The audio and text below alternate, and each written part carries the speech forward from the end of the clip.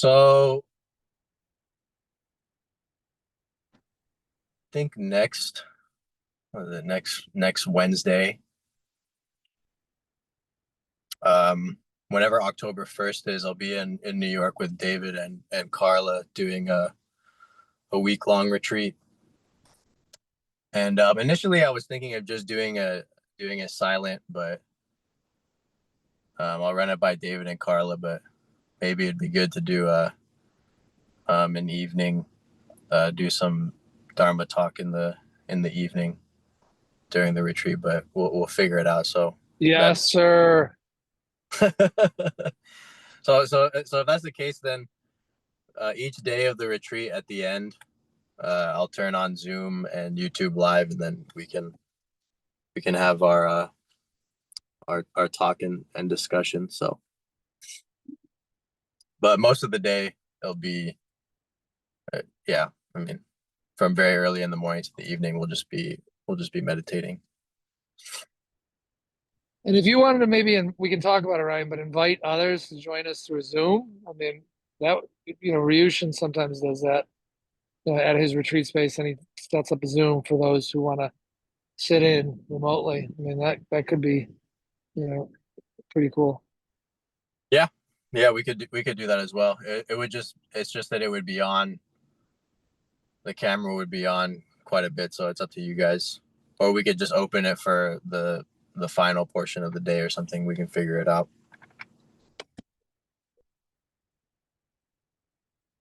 All right. Any questions?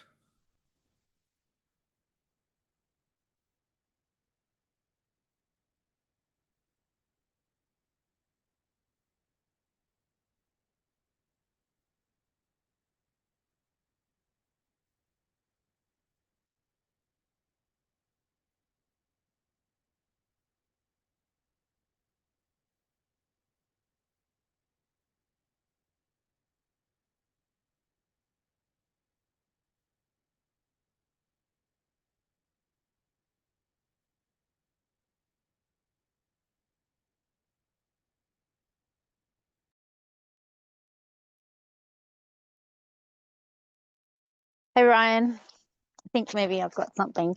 Um, Hey, can you Joe. hear me? Yep. Yeah.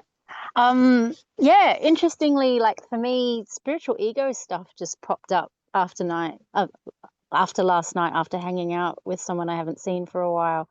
And yeah, and just thinking about you and doing the Harvard study and you're pretty good at staying grounded, but still I imagine ego definitely still keeps coming up because you're human.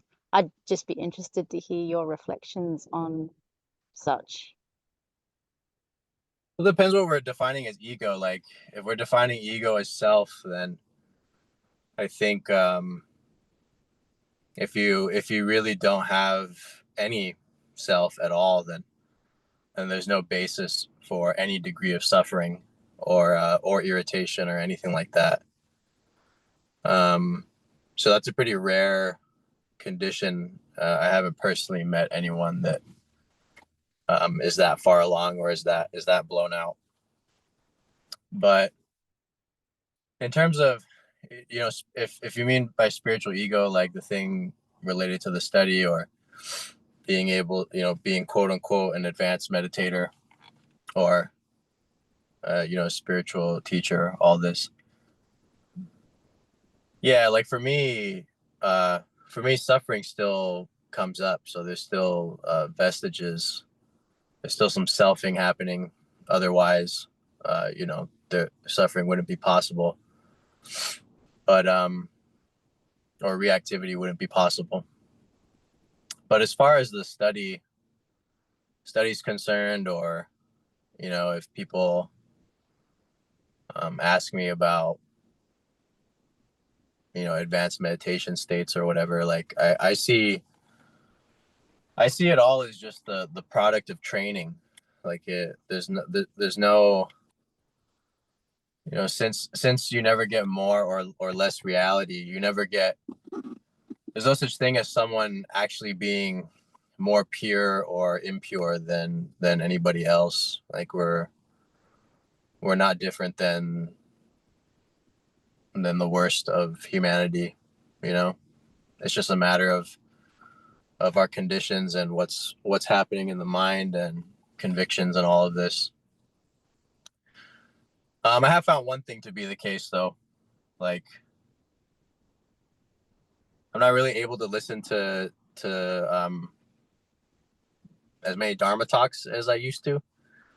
And if I'm with a teacher, whether they're like Chan or a monk or a very highly regarded guru, the thing I look for as a mark, or in a way a kind of measure of awakening, if we could even call it that, is to the degree which that person still regards things as real.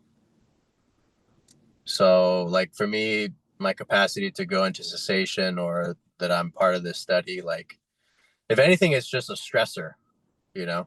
Like my grandma's actually not doing very well. There's things happening in my life, but I have to go do this meditation Olympics thing because I was guided to do it and it fell in my lap, you know. So usually you would think, oh, you know, you get to participate in this big thing, like, you know, there could be opportunities to follow, whatever. Like that's not how I'm seeing it at all. If anything, I'm like, damn, this is actually not the best time for this to be happening. So, yeah, I think with spiritual ego, it's a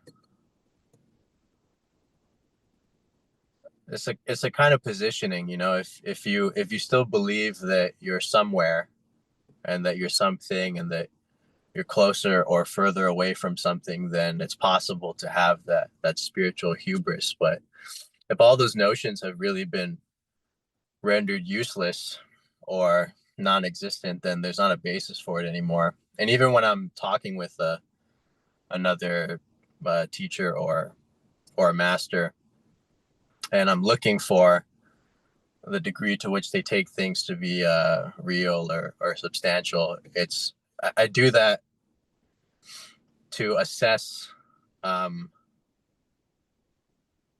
whether I should spend time, you know, listening to this person or possibly learning from them.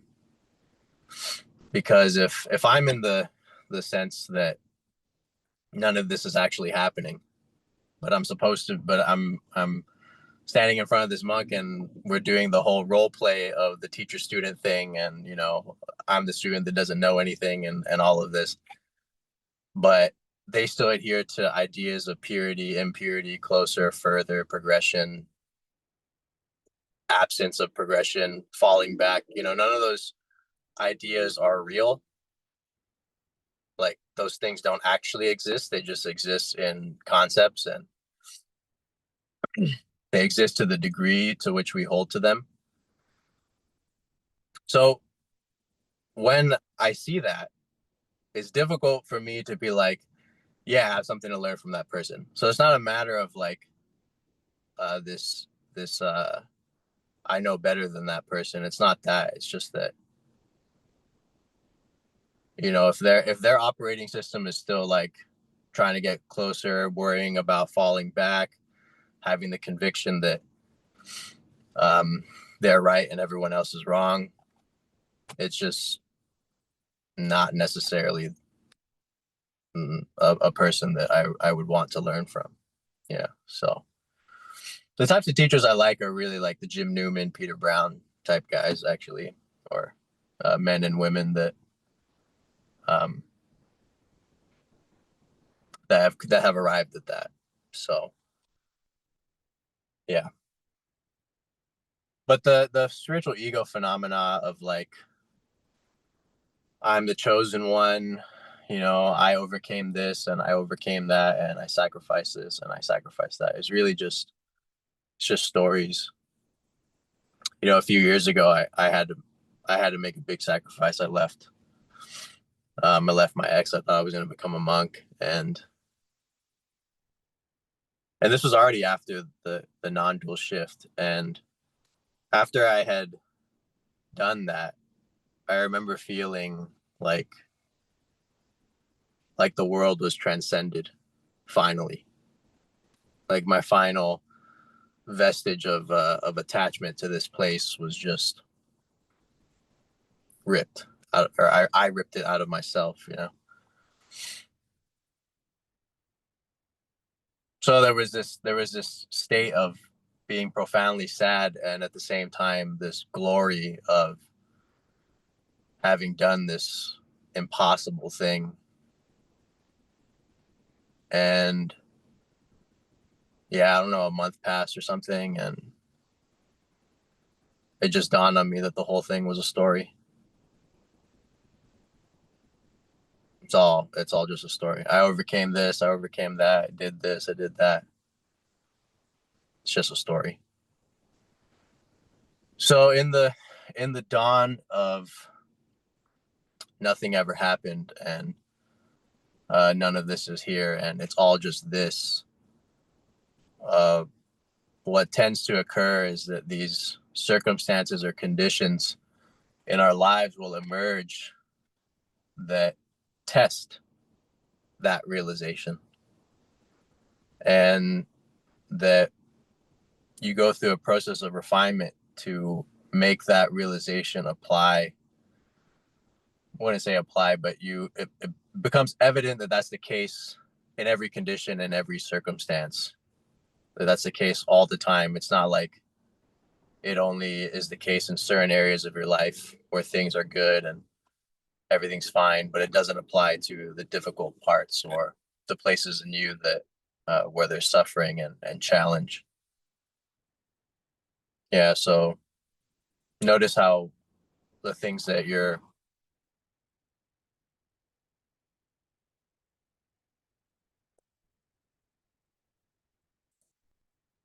facing are clearly the manifestations of our attachments. This is one thing that I learned from a monk, that although he thought things, he regarded things as being pure or impure, and you know, he really thought if you're not a vegetarian, like, you just don't have a chance.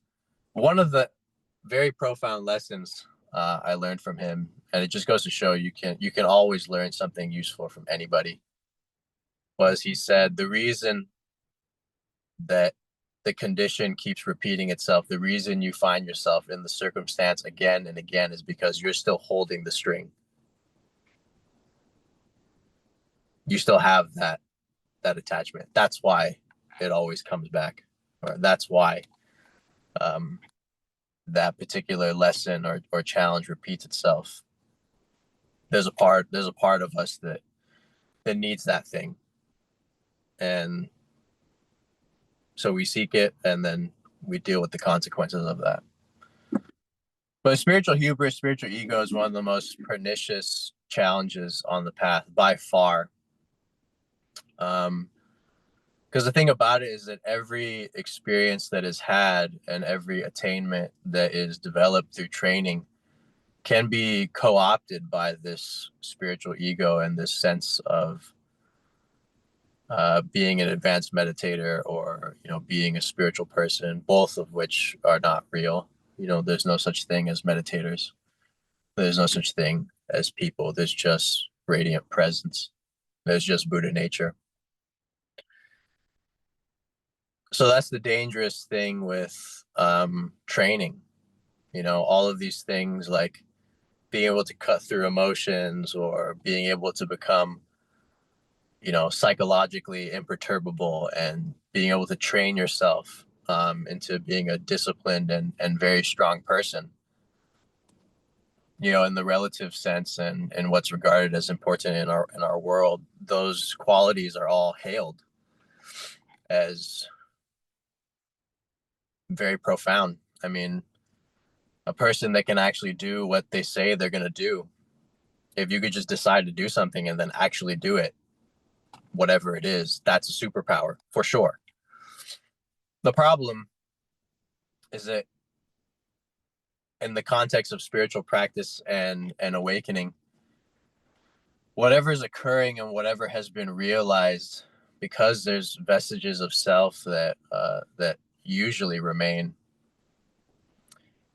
it gets co-opted into a narrative about how awakened you may be, or how your particular configuration of realization is superior to others, which of course is never something that's actually verifiable. You know, Buddhism and Vedanta are both very guilty of this, and pretty much any contemplative or mystical tradition, they always say this is the best technique, this is the best method, this is the fastest pathway to God, this is the most enlightened teacher that ever lived, happens to be my teacher, all this stuff. But you know, there's no way to know, actually.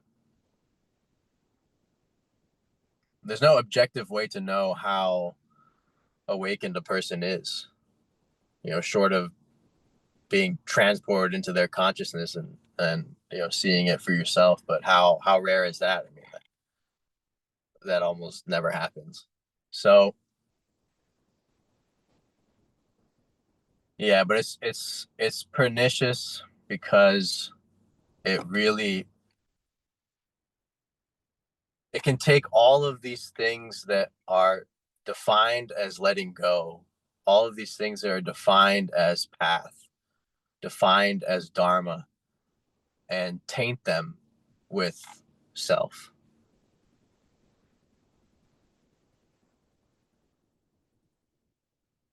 You can start to think that because you've had an awakening, you're separate from other people, or you know, that you're not like them. And all those ideas are coming from a me. Yeah. In that respect, it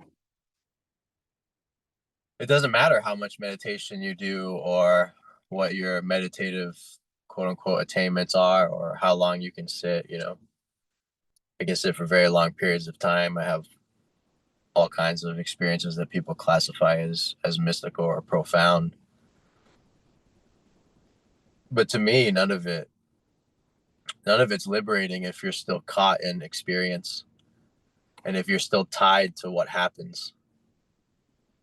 Unless you see that every happening and every event is the same field of experience, is the same illumination, then you'll continuously be tied to conditions that occur in time.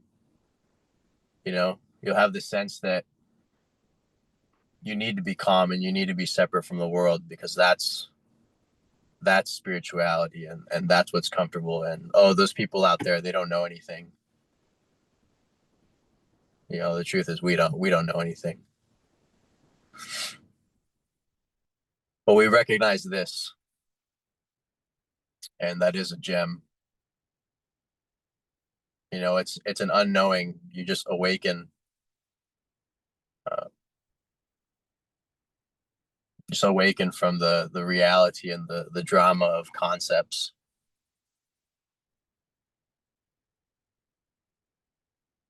So advanced meditation, being able to enter profound states of samadhi. I mean, the drawback, the double-edged sword of it is,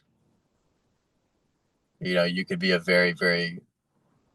you could be an excellent meditator and a very quote unquote awakened person, but if you think you're better than other people, I mean, clearly that's coming from someone in there. And I've been guilty of it myself, you know, of course. A lot of us go through that kind of tends to be characteristic of plant medicine for some reason.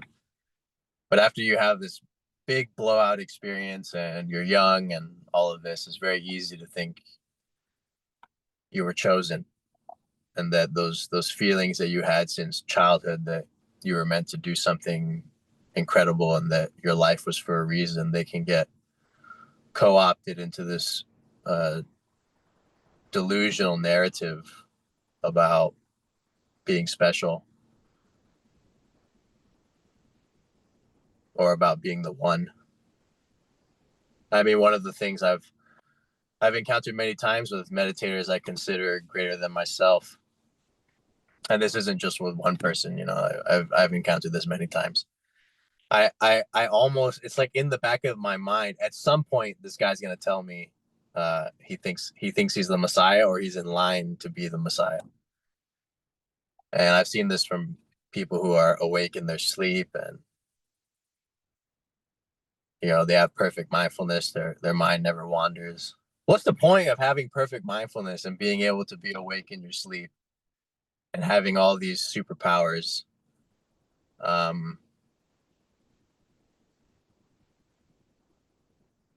If criticism or blame or praise still have an effect on you, what's the point? That you can do quote unquote incredible things, but inside there's still this still this kid looking for approval. You know, that's the thing to surrender or to see through, or at least it's one of them.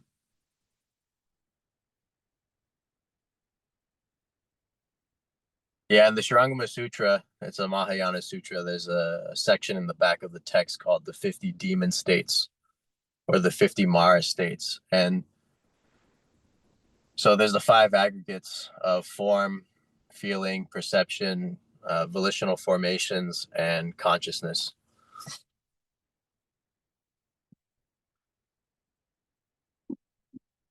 Just to explain for people that may not know the Buddhist terminology, volitional formations are like intentions, and consciousness refers to the consciousnesses of the sense doors. So the eye consciousness, the ear consciousness. So that means like, even if I didn't have eyes, there would still be a visual consciousness or a visual field. It just wouldn't see anything. It'd just be black. So, and the 6th consciousness is referring to thought or mentation. So you have these 5 aggregates, and the 50 demon states list 10 demons for every aggregate, 10 psychological demons. And they all have to do with extremely advanced meditative attainments. I mean, stuff that like I've never met or known people that have experienced some of the things that are listed in that text. So, and the end of every single warning, essentially, you know, beware of the Mara, or the demons of the form aggregate. For example, when you do X, Y, and Z, you experience or you attain X, Y, and Z. You may be confronted with this internal, with this adversary, and the test always is, if you conclude that you have attained unsurpassable, supreme, perfect enlightenment, then you fall prey to the demon. So it lists 50 like super states and purifications or falling aways that happen in the process of awakening. And it ends with, if you think this is the end, or if you conclude that you've attained the state of a Buddha, you will fall prey to the Mara of that particular aggregate. So it's different. It's different than say, you know, when I say all of this is Buddha, all of this is Buddha nature, all of this is illumination. That's different than saying and having the conviction that I've attained the purity of sainthood that is equivalent to a Buddha. You know, we all have the same fundamental consciousness of a Buddha, but to make claims of finality and claims of perfect final enlightenment, these are always almost coming from the self, you know.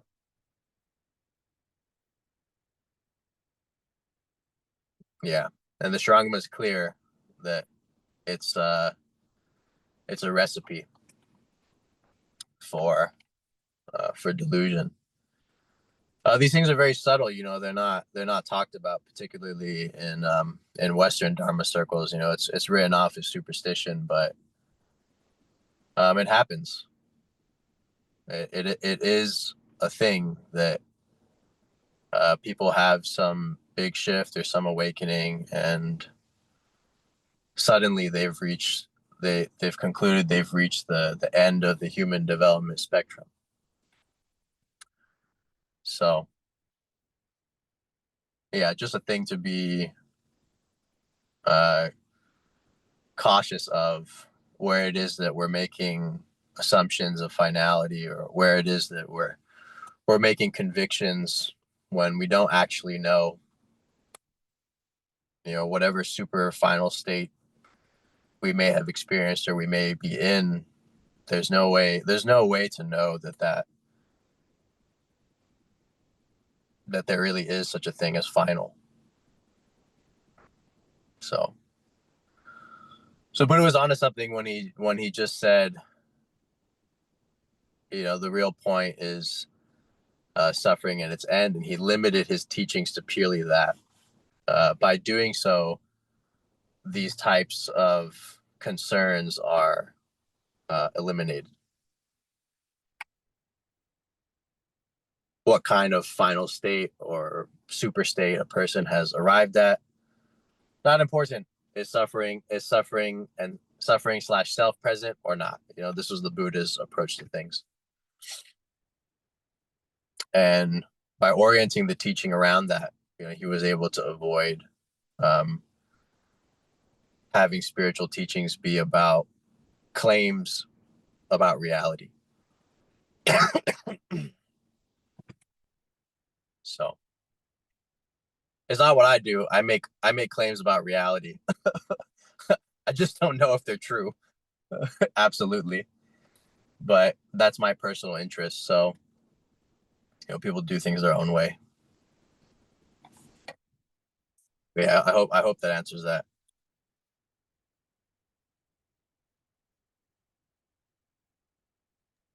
Yeah, that was brilliant. Thank you.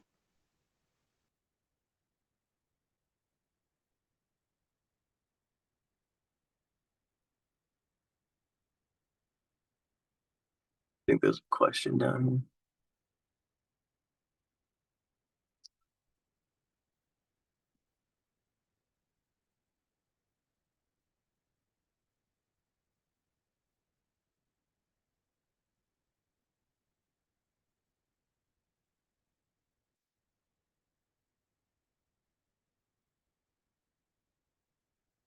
Yeah, that was a message here about Ram Dass and a schizophrenic brother, and a common delusion that is found amongst the mentally ill about being the Messiah. Yeah, it's like there are things that are built into the human consciousness. These layers, these patterns that repeat themselves through time. It's the year 2025, and a lot of people are concerned that we're in the end times. I'm not even just referring to Christians. This is a thing in the New Age, and it's a sense or a sentiment that a lot of people have that that the world is ending. 1,000 years ago, people had the same sentiment. Like, the world has been ending forever. and the suffering has always been so immense, and the meaninglessness so profound, that we look around and we're like, what the hell is this all about? This there's something wrong. It has to be it has to be in the end times. We're in the times of judgment, these wars and famines and drought and this rampant suffering everywhere. But it's always been like that.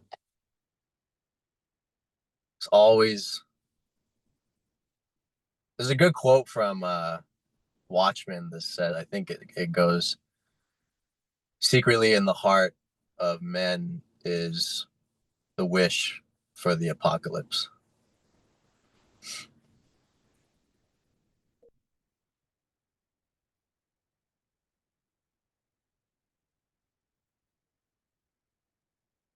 Yeah, if it all goes to hell and judgment comes, then we internalize that as the attainment of meaning,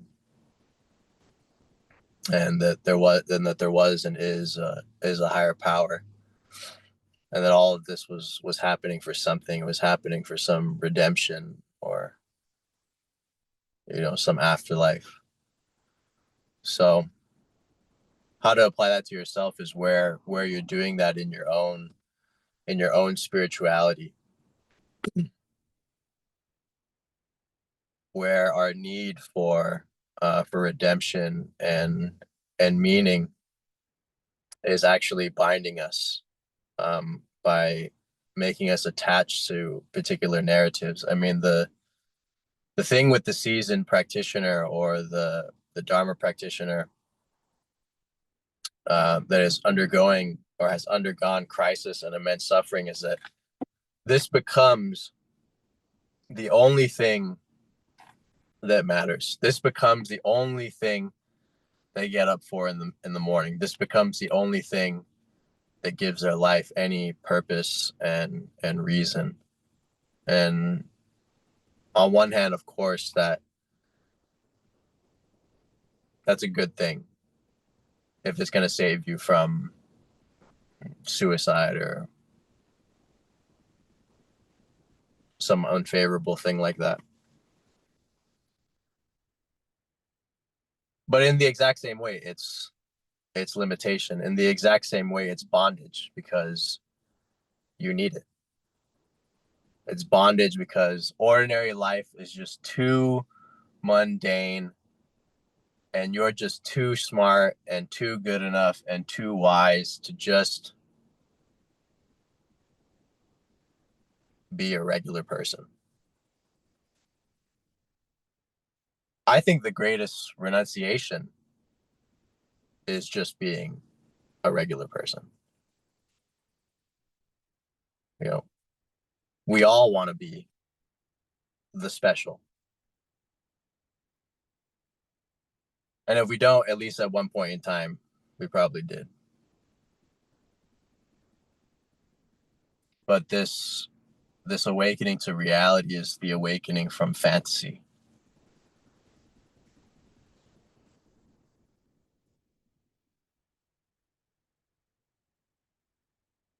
And seeing that even if there is some ultimate meaning and some ultimate purpose, which there very well may be, there very well may be a divine plan. I'm starting to think there is.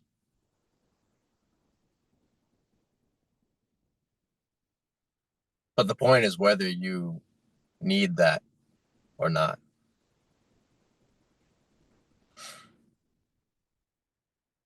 Yeah, it comes down to need. Do you still need something to wake up for? Or can you just wake up?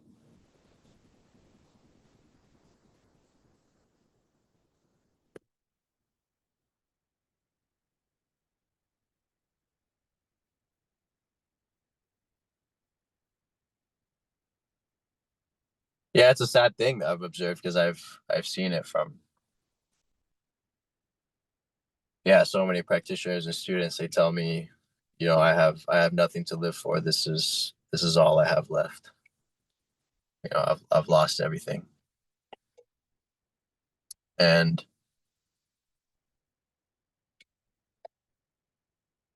like, on one hand, you just want to, take this Dharma pacifier out of their hand, and you know and kick them kicking and scream, push them kicking and screaming into the jungle of awakening. But that's a dangerous thing to do, and oftentimes people need something to hold on to, and in time, gradually, they can let go.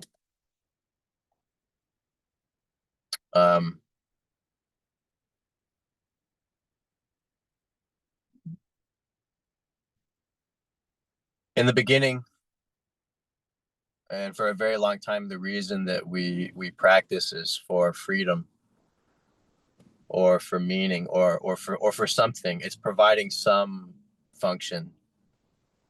It's providing a ground. It's providing happiness. It's providing value. But at some point that you see that that's a condition too, and it's something that is being produced and is born of thought, and is born of your beliefs. And one day when you toss all that out and you depart from that forever. You see that freedom exists only in relation to its opposite, which is bondage. Enlightenment exists only in relation to its opposite, which is ignorance. Self exists only in relation to its opposite, which is the absence of self. Purity exists only in relation to its opposite, which is impurity. And you see so clearly that all these opposites are born of thought. If there's no bondage, is there really freedom? If there's no freedom, is there really bondage?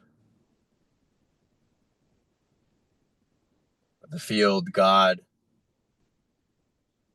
presence, Buddha is appearing as what we designate as dualities, but really they're just forms, events.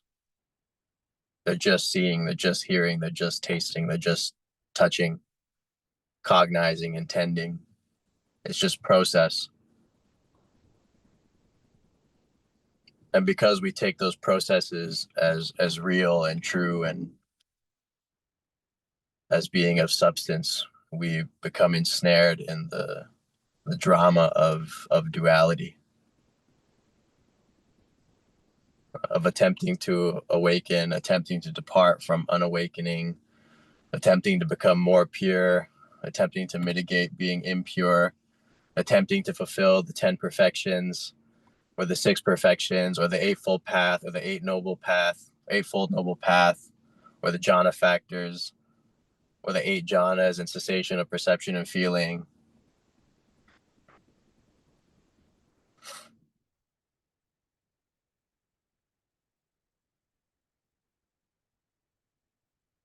But all those things are just faces of the same field. So the emphasis on those particular states and these particular dualities can often lead us to, and it depends on the practitioner, but those things can obscure the immediacy of this. I only teach samadhis and jhanas if someone asks me to teach them how to do that. I don't lead with that, because conditioned states are by their nature subject to change. But the essence is to see that it's always this fundamental that is never increasing or decreasing, never getting more, never getting less. Dualities of enlightenment and bondage appear within it.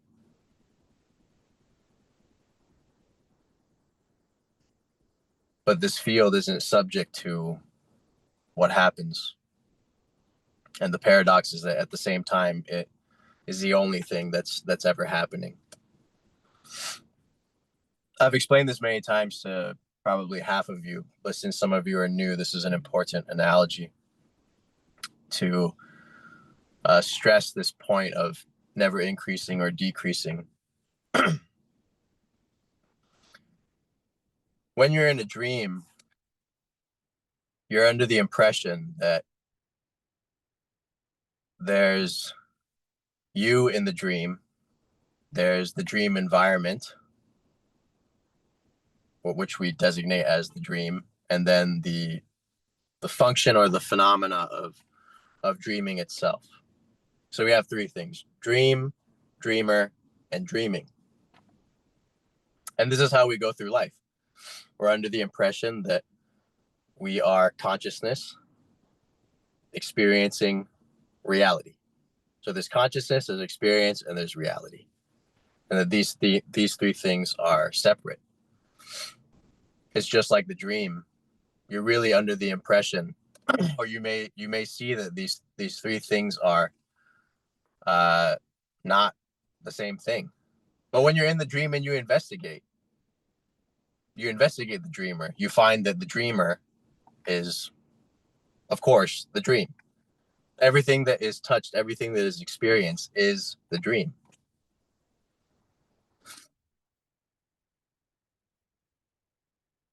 So the dream and the dreamer are two words for the same thing. The phenomena of dreaming itself, the fact that there's process in the dream, that there's movement. When you look for this thing called dreaming, you only find the contents of the dream. Nonetheless, whatever happens in the dream has no effect on the phenomena of dreaming at all. You know, you never get more dream or less dream. You never get more dreaming or less. You can get more dreaming if you refer to, you know, how much you're recalling in the morning. But I'm saying, like, in the actual dream, there's no increasing of dream or decreasing of dream. There's just dream. So what we actually designate as three separate things is one thing. And when you look for that one thing, which is the dream itself, you can't actually find it. When you look for this thing called reality, you can't actually find it, yet everything appears. Yet everything is reality. You can't find the dream, yet everything that's appearing is the dream. You can dream that you're a king, that you're an alien. You can dream that you're the president of some nation, that you saved the galaxy in an incredible space opera war. The configurations of the dream and the dramas that occur in the dreamscape are innumerable and limitless, irrespective of anything that happens in that dream, of being able to collapse universes, of living, dying, irrespective of anything and everything that happens. The dream never increases or decreases.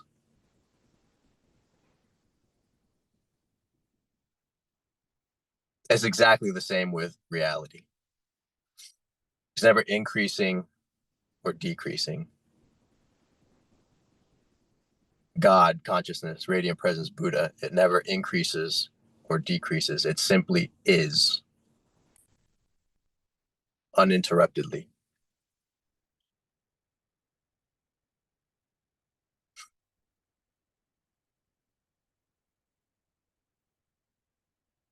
So likewise, the drama of your life, who you've been as a person, your unfoldment in time. Let's say we look at the present moment.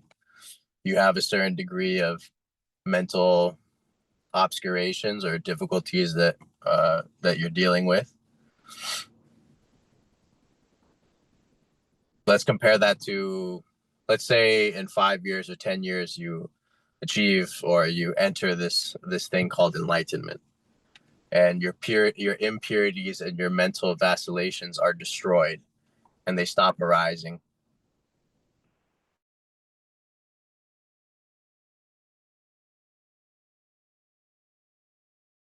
in your narratives and challenges and self-identification than there was in the absence of those things? When those things fell away, did reality become reality 2.0? Did it become reality plus? It never becomes reality plus. Reality is just reality. Experience is just experience. Doesn't increase, doesn't decrease. So you can change this about yourself, change that about yourself, purify this, purify that. There's a place for all that. You have the progression in time you're unfolding as a soul. That's happening. There's lessons you're being confronted with. There's integration that's occurring. Right. None of that, even though it has its place, is increasing reality or taking away from reality. That's why it's perfect. That's why it's called the great perfection. That's why it's called unsurpassable, supreme, perfect enlightenment.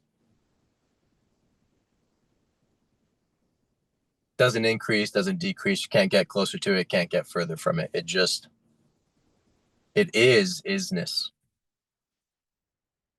thusness, reality.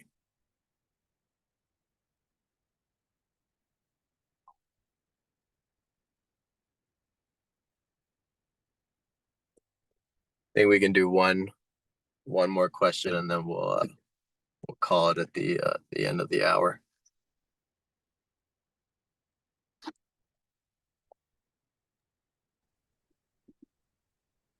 Can I ask a question?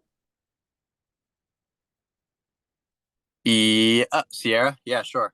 I think you're new, right?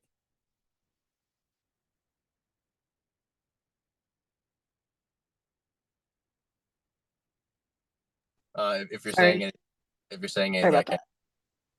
that. I've been here once before, but I'm Fabian's friend. Oh, okay. So this kind of goes in line with what you were just saying about how everything just is.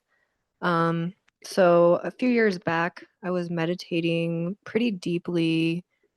I'd used some plant medicine and I was listening to like some frequency music, and I had made my intention before to be shown what I needed to be shown. And I was shown at one point like this, it's kind of hard to describe, but this sensation of how everything was connected and how even things that I thought I hadn't chosen in my life, I had chosen. Like every little interaction, even people that I thought I hated, I was actually deeply grateful for. But the biggest thing I wanted to bring up was I asked what, what's my purpose? The question that I think every human asks at some point. And I was definitely expecting something like you're supposed to be a therapist or you're supposed to travel. But what came to me was this answer that it like resonated from outside of me and inside of me at the same time. And it was like a truth that I had forgotten but had always known. And the answer was just to exist. And it was not what I was expecting. So I just wanted your opinion on that and what you think about that when it comes to purpose and yeah, the whole thing. Yeah, very well put. I love that. Yeah, I think in our human consciousness, we're looking for some greater meaning. That existence has to be for something other than itself, and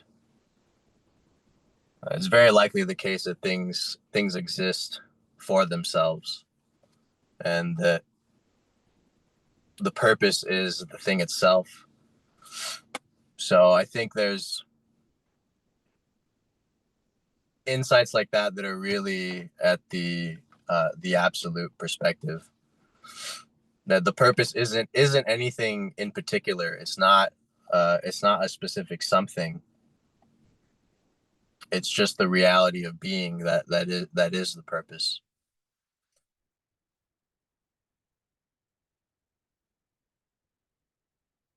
So there's big insights at this level or understandings at that vantage point.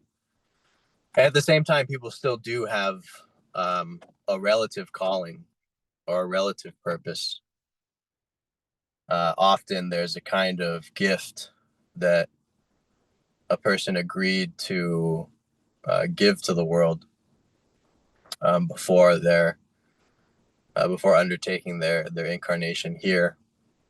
But the thing about purpose that I feel is elusive is that it's not so much a specific thing that needs to be done or a particular vocation, but that it's a specific value that is most intrinsic to the person. And if they're not sharing that particular thing they value most, they often suffer from purposeless and meaninglessness. So yeah, if inside there's the calling to help people or to be of service in a particular way, maybe you feel you want to help people in the spiritual sense, or you want to help people with their health, or you want to do some great thing. I don't think it matters how exactly that comes about, but just that it comes about. And that's part of the mosaic or the expression of existence.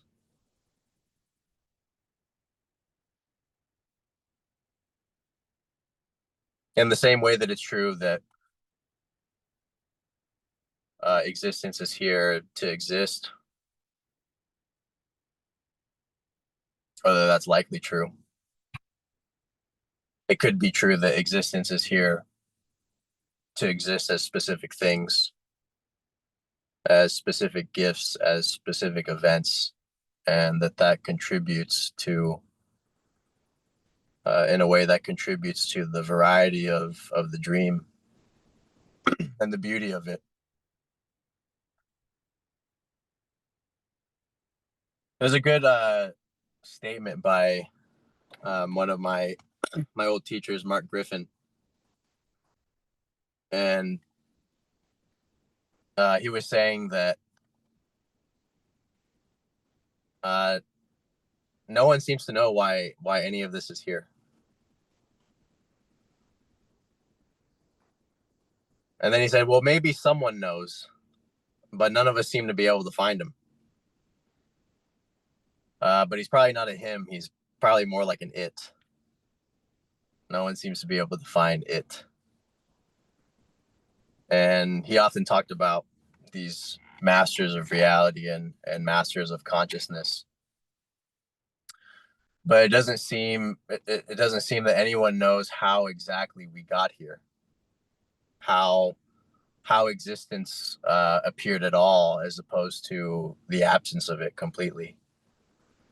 Why there's experience versus the absence of experience. So these are deep philosophical questions, probably not answerable. But the things are here for isness itself.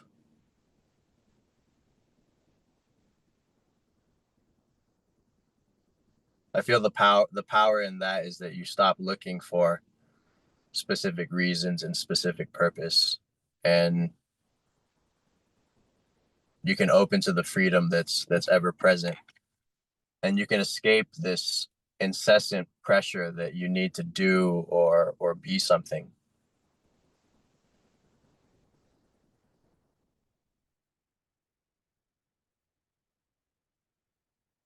We don't actually know if that's true.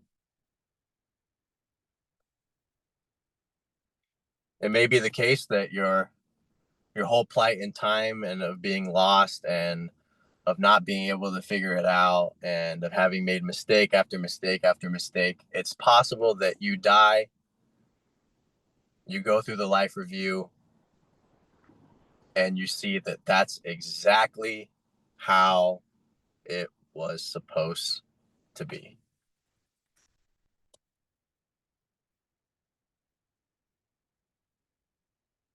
Imagine that. Imagine if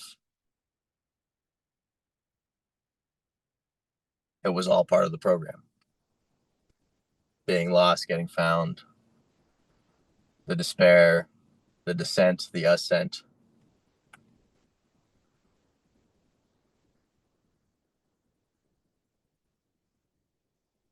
Yeah. Did you have any insights that followed?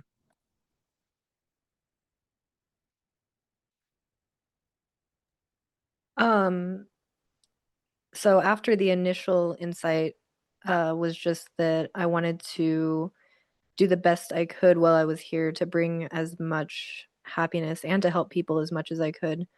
Um, but I was struggling a lot with the specifics of how, so thank you for the insight that maybe it doesn't matter so much how, just that I do try to help people. Yeah. But yeah, my personal goal was just to help as much as I could and do the best I could. But I noticed that that was my personal goal, but the underlying purpose was just to exist, like I've mentioned.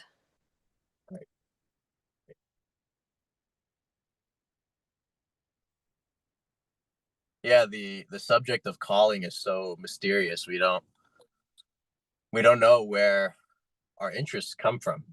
That's a fascinating thing in of itself. And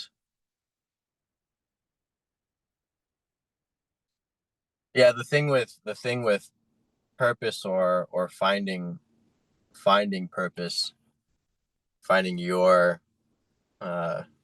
finding and living out destiny, is that the point is the lessons that are being learned and the love that's being shared. In my near death and in experiences on the other side, when you look at your human existence, you see that ultimately was all that mattered. So it doesn't matter how you do it. It just matters that you do it. And when you start, a momentum will pick itself up.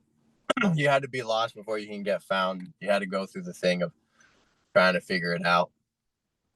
And then eventually you're like, oh, I'm not going to figure it out. So you just start. And then it starts to take care of itself, But an important thing too is, because it seems we forget this, you can always ask at any time. You can ask to be shown a course of action. You can be asked to be guided to the next door. And it might not be clear exactly what it is, but once you ask, you initiate that process, that function in this dream, in this, and things begin to rearrange themselves. But we forget to ask, and we forget to expect that when we ask, we will receive, whether in that moment or in moments to come. Yeah. I hope that answered your question. It did. Thank you.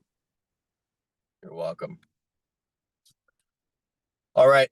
So this is it for today. And I will see all of you next Wednesday, and we'll start the live stream for the retreat. We'll figure that out, but if at a minimum, I think turning this on at in the evening will work. It's 7 p.m. Pacific time, but I think for the Eastern time that's pretty late. So we'll figure it out. But I'll let everyone know in the Discord and in the WhatsApp. So all right, all of you.